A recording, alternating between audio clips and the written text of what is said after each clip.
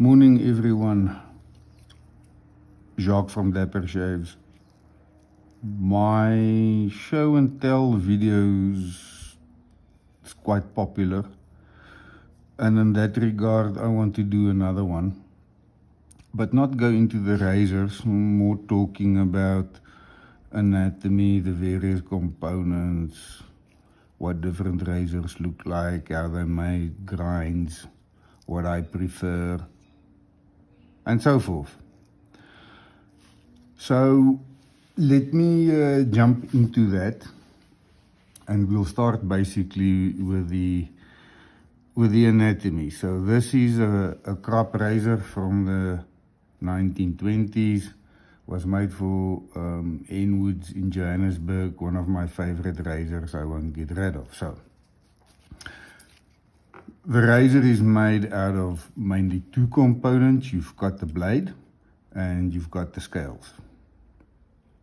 So on the blade side, we refer to this as the spine or the back of the razor. Obviously the edge is this side, this is the blade face, this is the point on the razor. I'll speak to them in a bit more detail when we get there, but essentially this is a round point.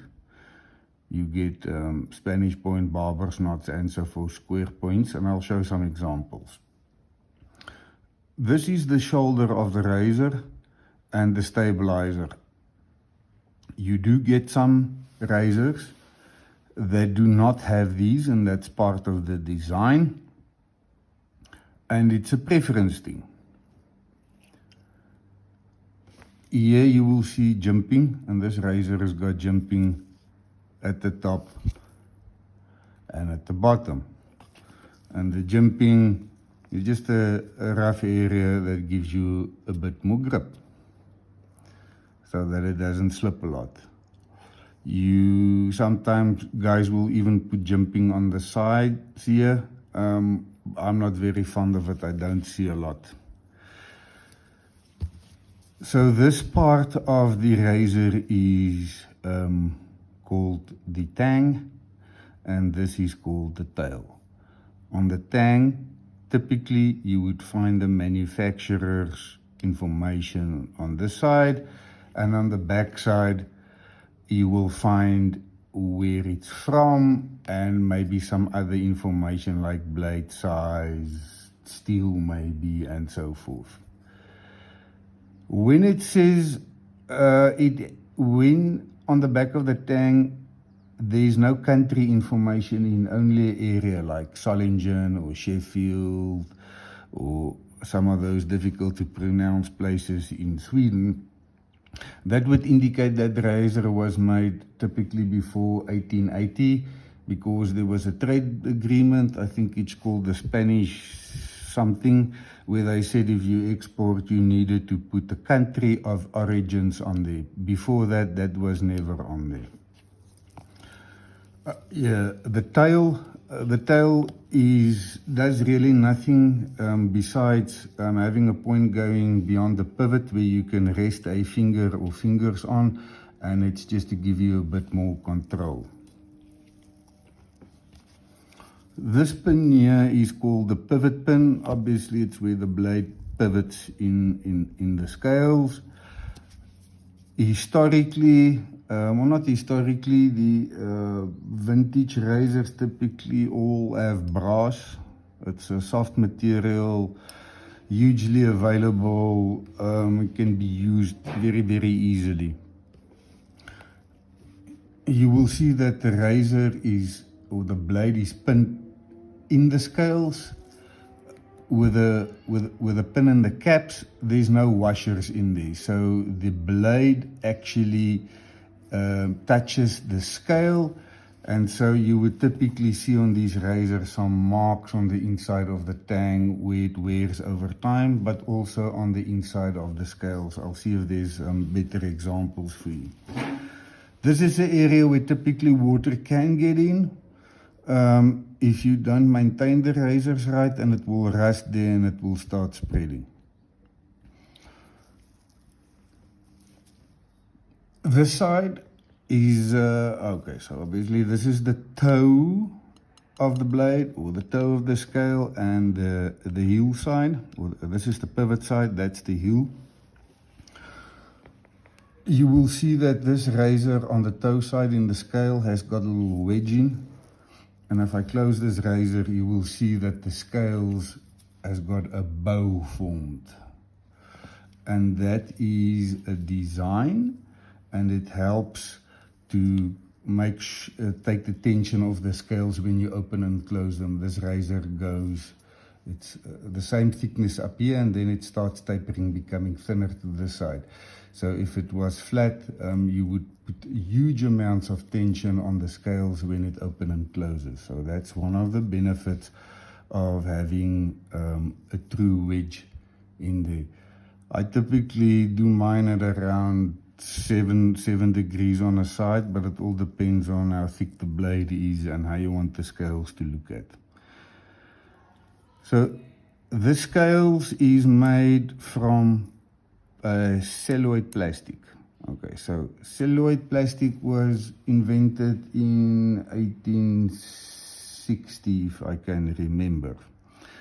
So it's actually been around a very long time, and even today this is a material choice that's being used.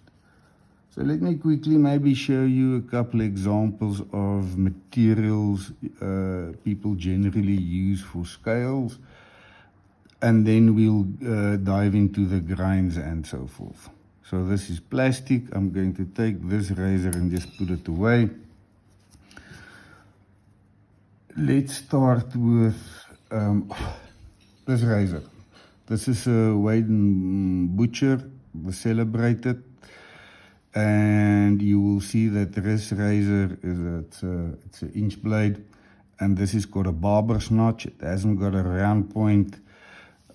Still has the shoulder and stabilizer in here. It's got a nice thick tang on there, and you will see the information on the Wade & Butcher, Sheffield, England, with their logo on. And on the reverse side, there's nothing on the tang.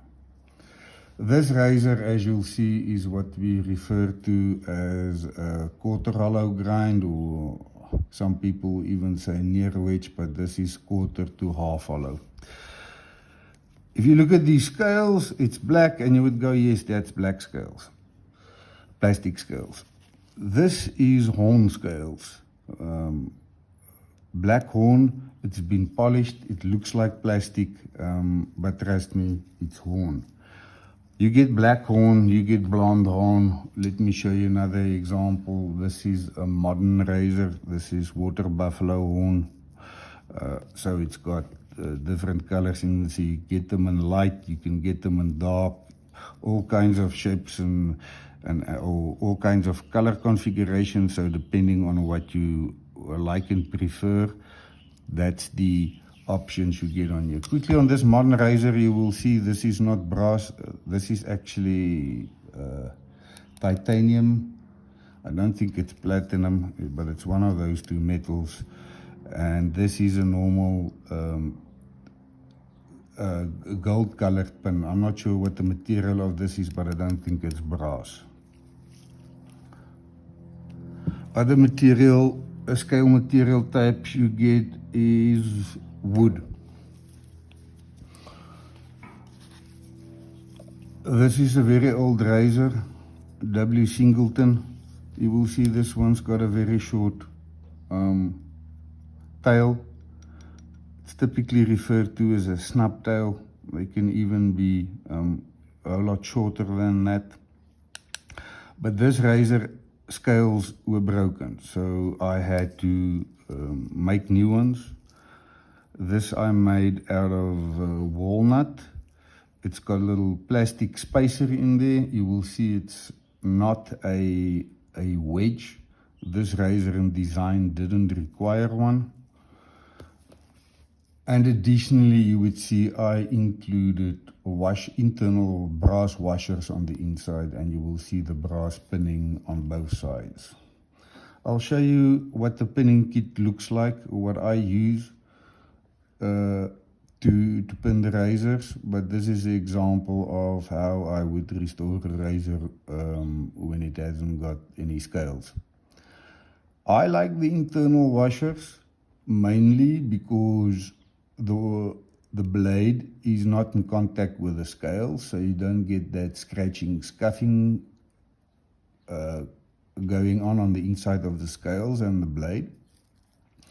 But more importantly, these washers for me helps keep moisture out of the pivot area, and it sets up the blade nicely, and I get a whole lot more consistent open and feel and slide and tension on the pivot when I use the razor.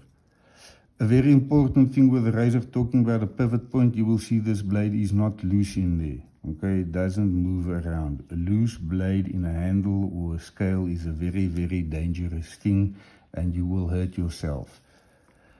I have got a video out where I do a restoration and talk about pinning and show you guys that process. So I think I'll put in a link if you want to go and check that out. Also maybe a link to the show and tell. So that's wood. Before the invention of plastic in about 1860, or the celluloid plastic, horn typically was a option. Wood wasn't really a big one, but pressed leather was the main one. These scales are pressed leather.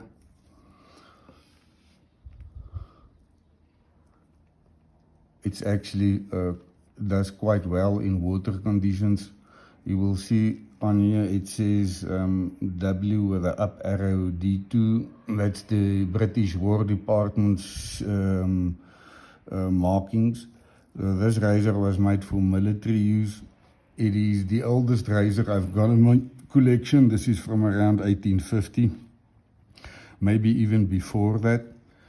And I removed the original brass pins on this. The razor had some rust on, so I took it out and repinned it. So this is the original brass pin on the toe. I did not take that out. You see it's a small little fine one, and my more modern one is a slightly bigger one with brass.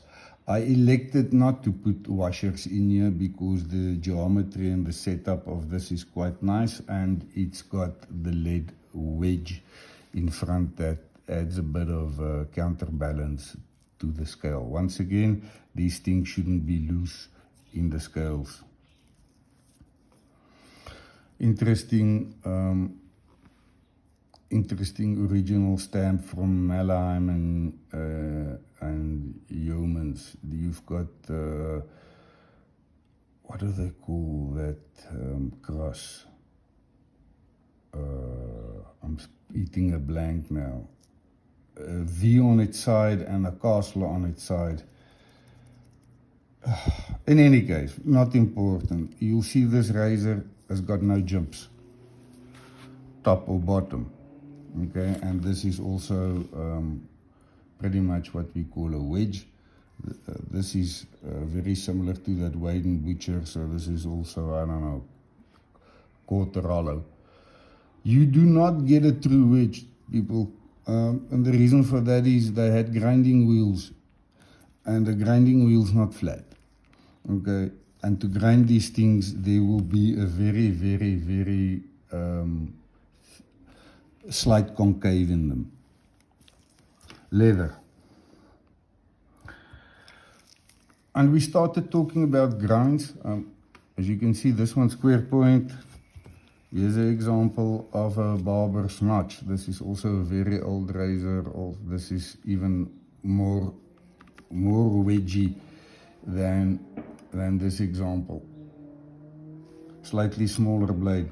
So maybe that's a good idea to talk about blade sizes and how they are described. Generally speaking, all blades is roughly about 3 inches long. Okay? And the size is determined in the width of the blade. So that's done in inches. You get 3/8 of an inch, 4/8 of an inch, 5/8, 6, 7, full inch, and you even get larger like 9/8, 10/8, and so forth.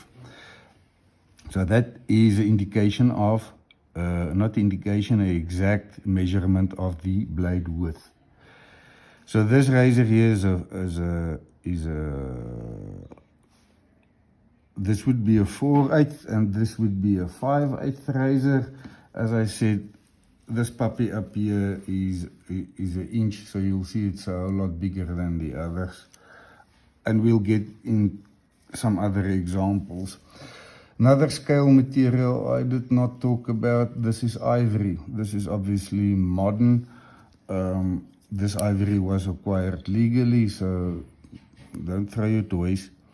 But you'll see this ivory has got carbon fiber liner in here to reinforce it. This ivory is quite thin. It's very brittle and can break easy. I've taken the blade out here because I'm currently working on it. This scales I did not make. This scale was made by a very good friend of mine, Trevor Wolfson, from Wolf Blades. He's a classy artisan that knows his stuff, and he did this for me. So this is ivory. You also get bone. Let me show you an example of bone. This one's a giraffe bone. Quite thick, chunky. You will see it's got internal washers there in brass, and there's a horn wedge in there. Very, very classy, silver steel. This is a extra hollow grind, thin. So you will see that this is a lot different to this. And because of that, the wedge blades, if they are the same width, would obviously be significantly more heavier blade only than something that is hollow like this. This is the heaviest razor I've got in my collection. One of the heaviest razors. It's well over 80 grams, and it's because of the bone scales. The bone scales is most likely 2/3 of the weight. Silver steel, excellent razor, this one. You also get historically tortoiseshell scales. These are not, it's fox or imitation, but still quite good. I really like them. I haven't got any original tortoiseshell scales in my collection. Wouldn't mind having some of it, but it's not a pain. The poor animals are under pressure. In any case, so that's this is a Dorco. Maybe while I've got this little one out, let's quickly talk about the other specifics in a grind. If you put your fingers on a blade like this and you go across the width of the blade, you will feel the hollow, the concave where it was grind, and then you will feel the belly, and then you will get to the edge. It tapers down to the edge again. Maybe it's now a good time to show you a bit of a exaggeration of a belly, so that it's more visible on the camera. We'll get to this razor shortly. This is the king. You can clearly see that diamond there, that diamond shape, and that's a very pronounced belly. Okay, thin grind, and then you get that very pronounced belly. So I'm not aware of any razors that's got more pronounced belly than this one, but you can clearly feel it. So this is an example of what a belly is. We'll get to this razor back in a moment. Plastic comes in various colors, configurations. People add logos on them. These are all plastic, original Dovo. You will see that this is a brass inlay, and if you look carefully there, I'm not sure if it's visible on the camera, on the Solingen underneath the Dovo right at the end, you will see a bit of oxidation happening not is it oxidation? Yeah, the brass is discoloring, so that needs a quick wipe down. Brass does that if you don't maintain it. This is a very beautiful razor. It's a Dovo 24 from 1940s. 45 square point, made by Fritz Brach. You will also see this one has got an additional pin here. I can't remember what it's called, but I think it's called the stop pin. Some guys have them in there so that when the razor closes, right behind the edge on the tang, it stops there. And but this razor in any case stops right on the grind there. I'm not sure if this is going to be visible on the camera, but these scales are not 100% straight. It actually bends, slopes back this side, and plastic can do that, especially on the older ones, or if they're left in heat or in a position where that deforms. I typically fix this with or improve this, not fix it always, with a hair dryer. You warm up the plastic, you bend it back and you let it cool. I've also seen people putting the scales in very hot water, close to boiling. It softens up the plastic. They push it back into position and then put it in cold water. That also does the trick. Maybe another example of scales. Look at these, translucent, you can see through them, but they've got this silver filament in here. This is a King Pelican, quite a rare razor, love it, red wedge in there. You will see this on this one, and this is original, very fine, and I think those are Teflon. I haven't stripped this razor, but I've got a sneaky suspicion those are very thin Teflon internal washers in there. So, you know, this razor was designed by Satu, so you'll see the clever people, the knowledgeable people, they had these things built into the designs from scratch. Very nice to see and appreciate.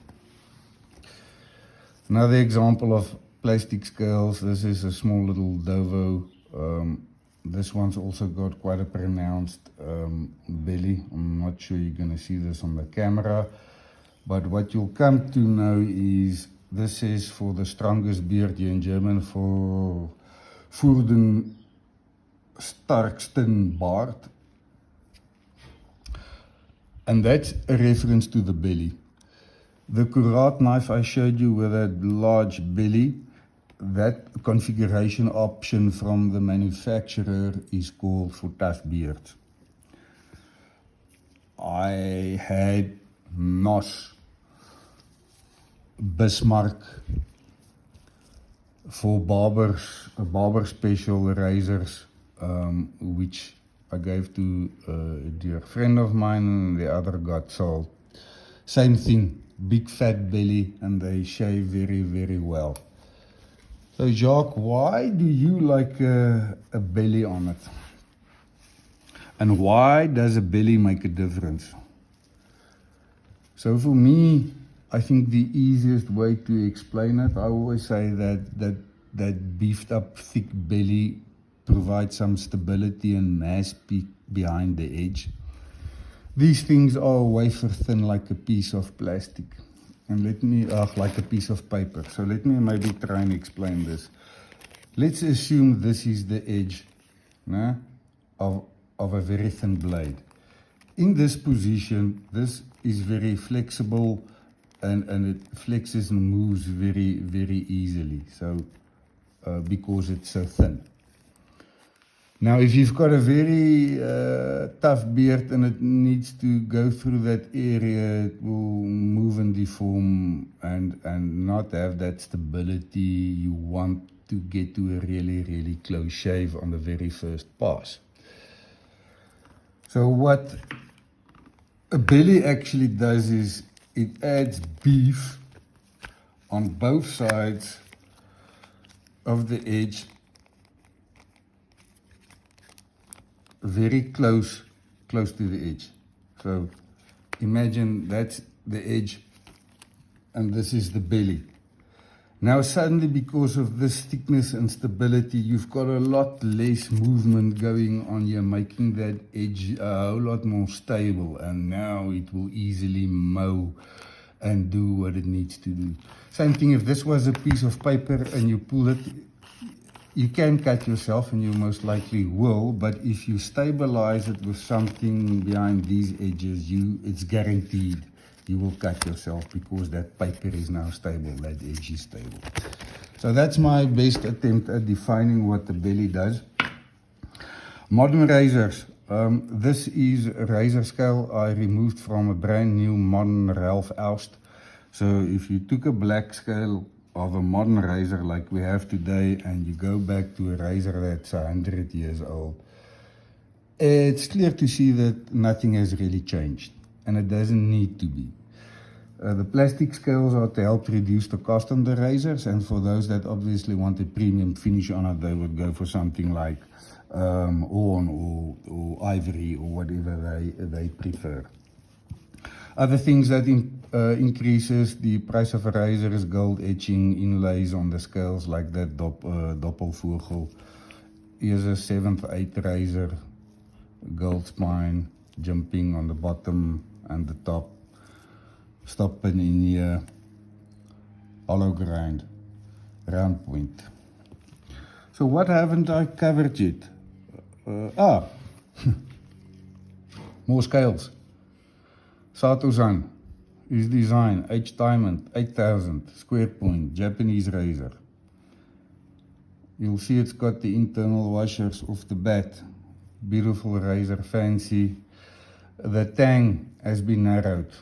Got some purple inlays in here. Some of the older razors, you will see these inlays have mother of pearl in there, or plastic, or something else like on this razor, or it would have a gold wash on there. Let me create a bit of space here. Where's Dovo? Gold wash.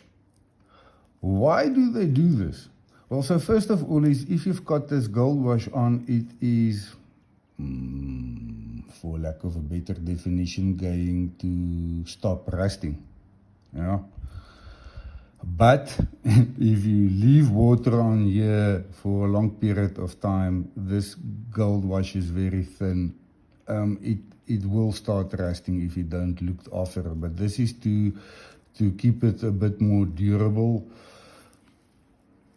Also, you'll see on the spine has been worked. So those are the other things you can find in razors. You will see this one hasn't got a shoulder or stabilizer. This is what we call a shoulderless design. And this is a Spanish point. It's not square, it's not round, so it's a reverse round, concave. That's what we call a Spanish point. Slightly different to a barber's notch. Shoulderless designs. Let's jump into some more. So here's another shoulderless design. This is a modern razor. It's Tiersisar. This is the Bison, but it's also got a thumb notch. So the tang has been thinned down so that you put your thumb in there, and it gives you a very nice, close, controllable area to hold the razor in. It's also jimped, this one. Square point, as I say, modern razor. This is ebony wood. I've got another Tiersisar. Same thing, looks a bit different, olive wood, nothing different. But what I want to get at is these modern razors. Look at this little pin they've got in here. They obviously do it by machine, and then there's a little thing that comes in here, and then it does a little crimping exercise here, and it looks pathetic, in my opinion. If you compare this pin, yeah, how that's finished, to a production pin coming from Dovo. This is obviously a high level one, but let's take the pinning I do, the brass pinning I do.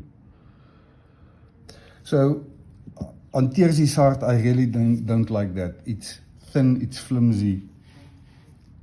Don't like it. So in this razor, as an example, And you will see these TRC Arts, very great razors, haven't got internal washers.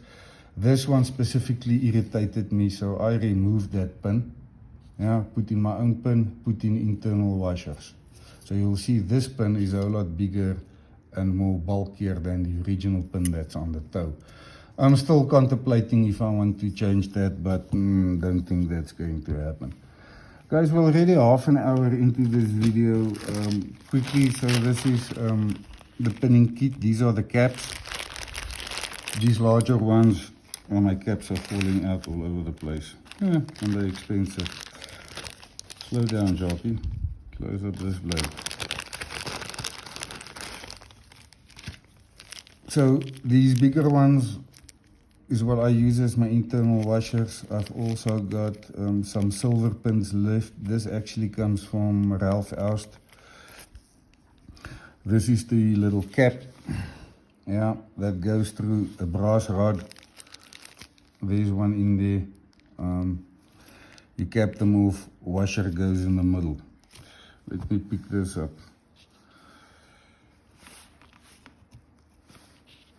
So these little caps you can buy online. They're very expensive, or you need to find somebody to custom make them for you. And these typically work out anything between 15 to 20 rand a piece if you have them made custom. I want to show you old horn scales. This came off a previous Weiden Butcher. The scales were damaged, eaten. This is very old, so I've been using these pieces to make wedges whenever I rescale new razor. So this is what the old horn bits and pieces look like. This Weiden Butcher, where this came off, currently has got walnut scales on. It's not my razor anymore. That razor now sits with a dear friend of mine, Lazarus. I hope he's used that razor. I'd love to hear the feedback on that puppy. A last one, Bergischer Lau. This is more from the 70s. It is actually Bergischer Lau in German, mountain lion. This is the original one that came out. This is the modern one, Bergischer Lau. There we go. So 2000 and plus razor. This one was made in the 60s or the 70s. It's also slightly larger. It's a 6/8 versus a 5/8. It hasn't got all the fancy details, so this was obviously targeted at a different market. Also no horn scales. I think that's a wrap. I haven't even spent time pinning quickly on the Kurat. So Ulrich does a two-tone. Well, you can select what you want. You'll see he also does his own internal Teflon washers, jumping top and bottom. We spoke about the grind, translucent scales, wedge in front. There is no better straight razor on the market than this. This is the only razor I've come to found to be flawless. I've seen a couple. There's another red one coming in, 2 red ones for customers that I need to manage the edges for them on, natural edges. These things are flawless. You've got a Kurat knife and there's a flaw on that, please let me know, because that's something that I've never seen. A quick one on Japanese razors. This is the last one. This is a Kamasori. This is a Iwasaki 60mm. Totally different to anything else you've seen. Hasn't got scales. It's an asymmetrical grind like a chisel. Cuts like a demon. Shapes fantastic. Quite heavy. Made from Swedish steel with an ironclad ironcladding on it on the back, and obviously the spine and this handle. Fantastic stuff. Guys, I'm going to cut it short here because it's getting quite long. Maybe add a couple of pictures in if I find anything else, and then I'll publish this video. If there's anything interesting, you've seen a couple of razors, you want more information on, shout out, leave a comment, do what you need to do so I can get back to you. Thank you for your time. Have an awesome day.